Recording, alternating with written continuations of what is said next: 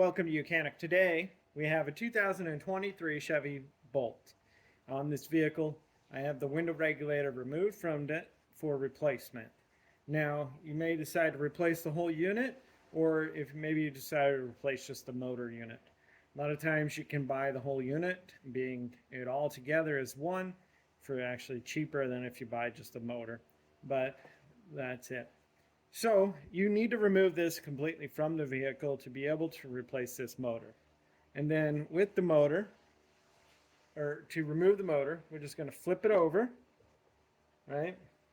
And then we have the three P3 screws to remove.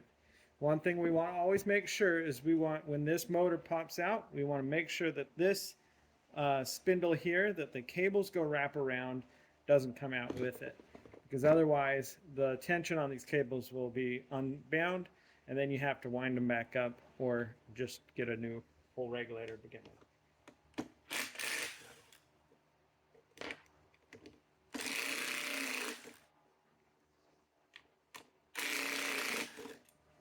Right, so we removed the three screws there, and then flip it back over, and just very gently being able to move the motor off without bouncing this piece out.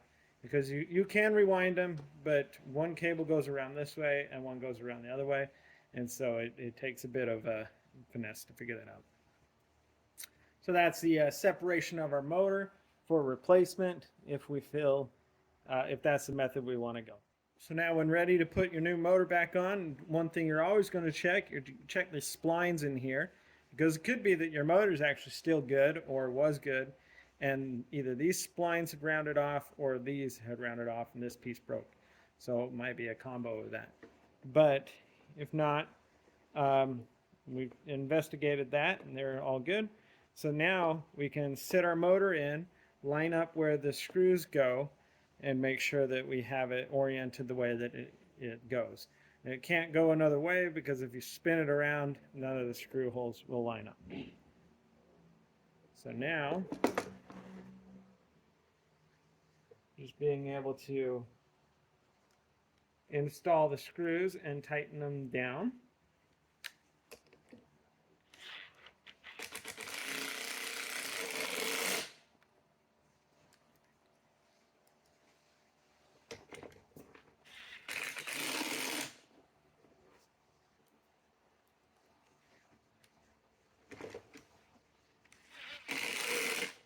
There we go.